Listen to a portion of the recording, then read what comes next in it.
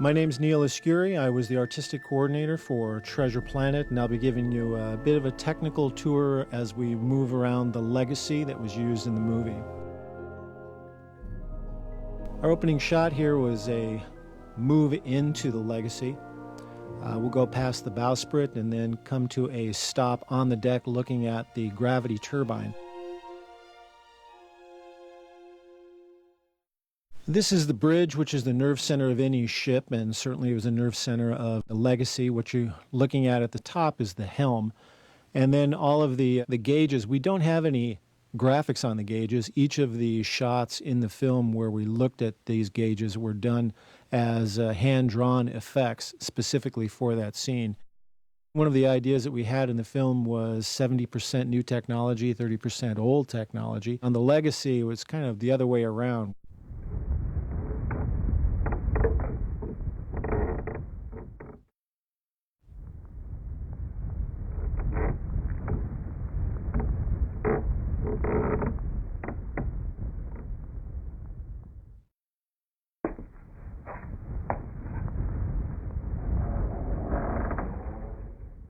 In the back there's the communications tube, which allowed the communications from the bridge down to any other portion of the ship instead of a radio. And moving up to the crow's nest, again, we wanted much of the feeling of the old 16th, 17th century Spanish galleons.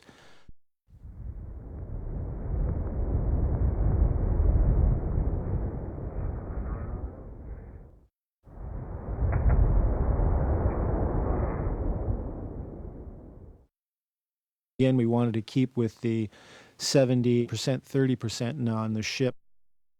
It gives us a really good idea of the dramatic views that we could create using a 3D set and a virtual set for Treasure Planet.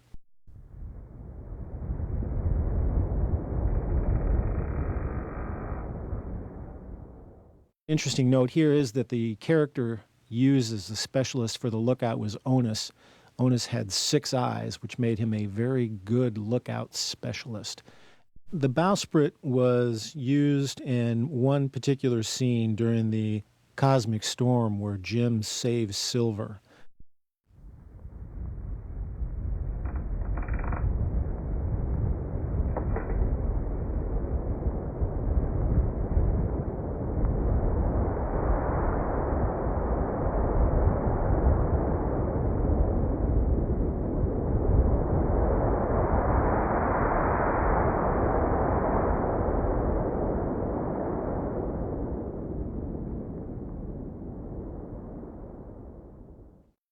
We looked at a lot of different movies like Sea Wolf that had a lot of these particular types of square rigger 16th century galleons.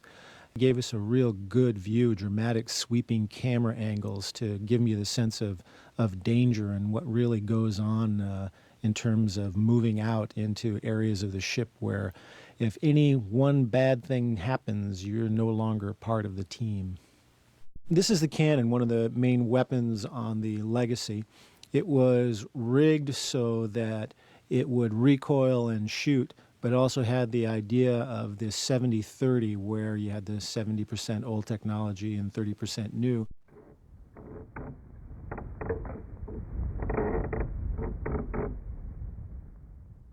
Our 2D character had to sit on this 3D prop as the camera moved around, and he would fit in there very nicely.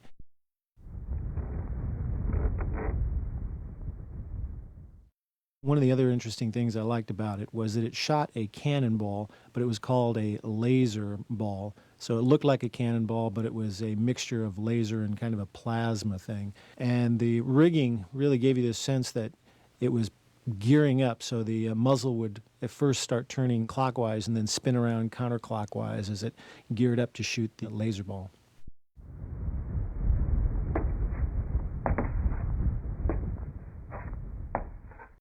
Now, as we go below deck, we designed the props in the Legacy so that there would be an exterior and an interior, so that the interiors never really fit inside of the exterior Legacy, much like, again, live action.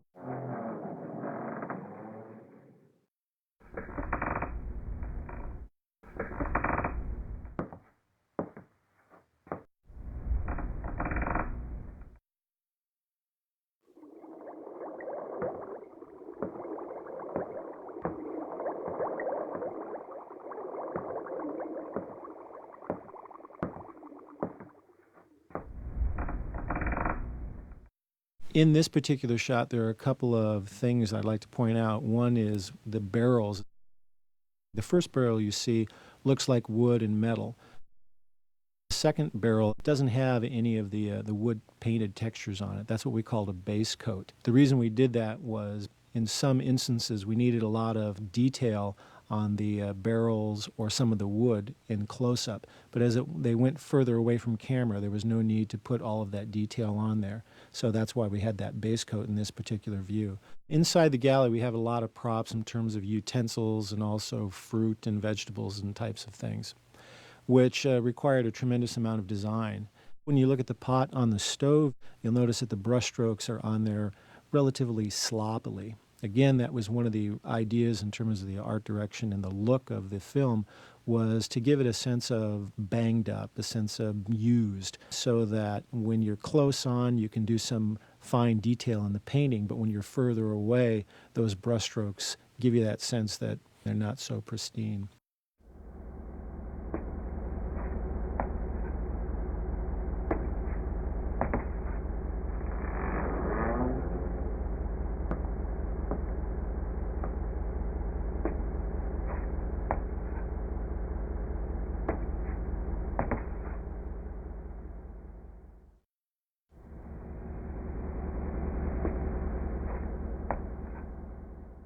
As we move into the longboat bay, one of the big things that we had to deal with here was the procedure as to how the longboat was launched.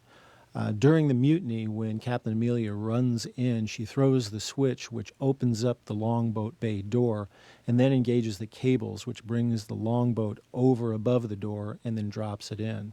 We went around and around trying to figure out exactly what this procedure was and how it was supposed to be done.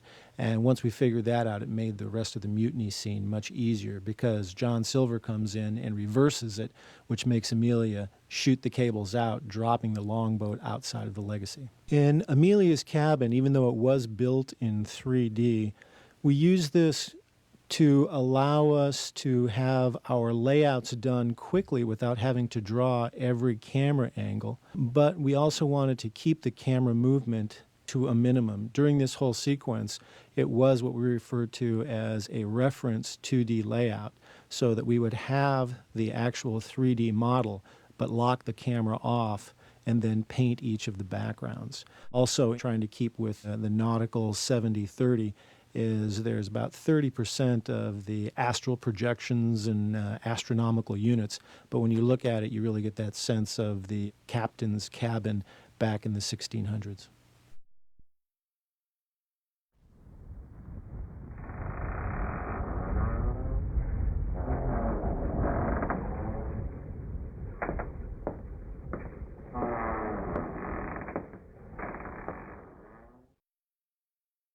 Cruise quarters was something that was thrown in at the end. This particular shot was an amalgamation of several scenes. The room is actually the galley, and the mast is actually taken from the longboat bay. So this room never really existed, and this whole thing was put together particularly for this shot. The hammocks were dropped in, and the posts were just something that our modelers threw together in about an hour and placed them inside of the room. But one of the other issues that we had here is because it was a combination of several different scenes, is the painting on the walls, the scales were evidently different, so as the camera moved through, we were having a lot of popping and technical issues. So we spent a lot more time on this scene than we originally thought we were going to, primarily because of the issues of the two different scales. My name is Stephen Oles. I was the production designer for Treasure Planet. I'm here today to give you a nautical tour of the R.L.S. Legacy.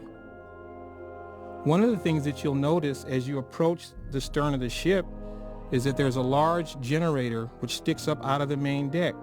The generator receives its power from the solar sails.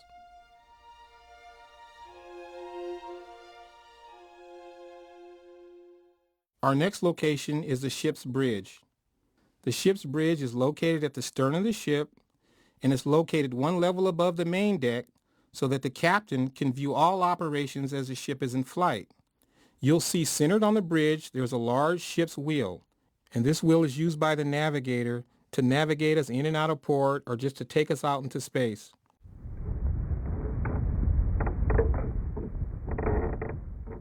Located to the right and left of the bridge, there are observation ports, which extend far beyond the boundaries of the side of the ship and allow us views both forward and back that we would normally not get because of the obstructions that the masts give us on the main deck, which is very important when you're docking the ship in spaceports.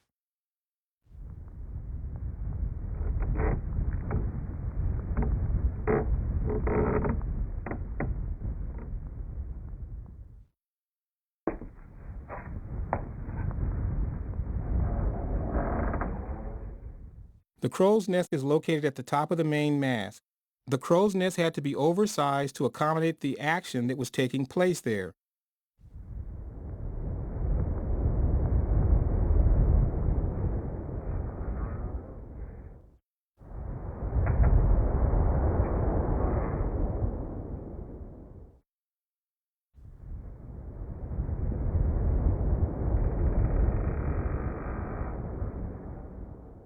To enable the viewer to always have a visual orientation to the ship below, we created an unusual shape that was directional with the ship so that the viewer would always have an indication how the ship was oriented as the action took place. The bowsprit was designed basically to accentuate the ship's dart-like appearance and silhouette. A traditional bowsprit normally connects to the foremast below the main deck. What we've done is we've actually pulled it up above the main deck so you could see it in its entirety. We've lengthened it to increase the length of the ship and make it more dramatic. We've tied it to the hull using mechanical tie downs and then cantilever it from the front of the ship.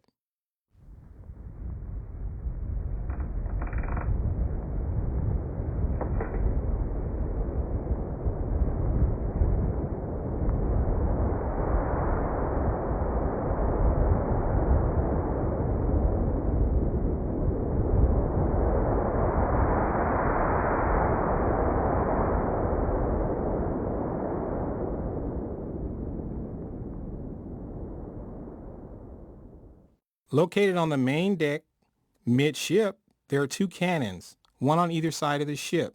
These cannons were designed to look traditional, but upon further inspection you realize that there's something quite unique about these cannons.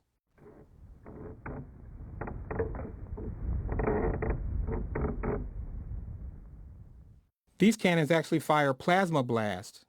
The plasma blasts are created from pellets brought from under deck and feed directly into the cannon.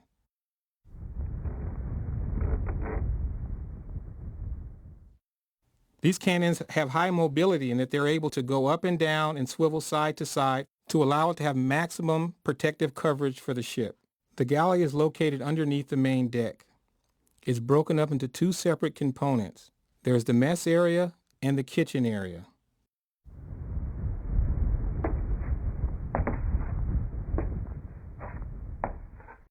The mess area is where the pirates congregate to eat and to plan how they're going to take over the Legacy.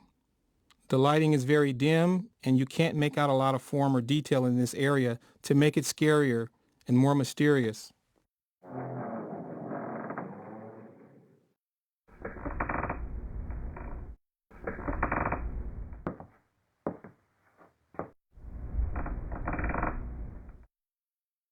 The kitchen area, on the other hand, is very bright and very warm. We wanted that space to be more alluring and to actually throw light, warm light, into the mess area.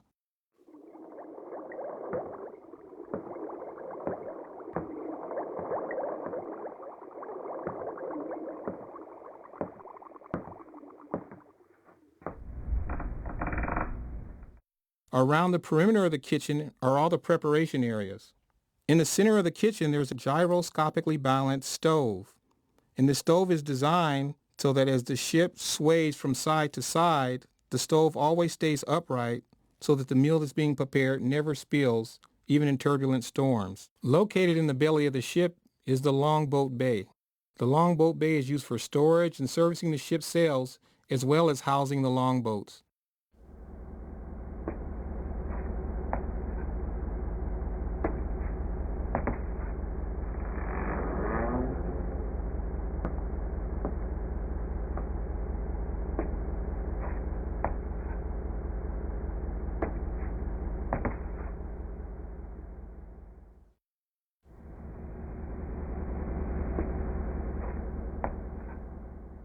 Located in the center of the space, you see the main mast comes all the way through the ship, and this is where it anchors itself to the bottom of the ship. The longboat bay contains 2 longboats held in with special articulating scaffolds which move the ships into position before they're launched over the central bay. Now we come to the captain's stateroom. We wanted this room to basically be very clean and orderly to reflect the captain's personality. Located in front of her desk, you see that there's a navigational chart on the wall. This basically replaces the old maps that were used in the 17th and 18th century by adding mechanical articulations to it to bring it up into the retrotech style that we have throughout the ship. This space is in stark contrast to the areas we've seen below deck where the pirates hang out. You instantly get the impression this is a good place, a warm place, and a nurturing place, even though it's inhabited by a very tough captain.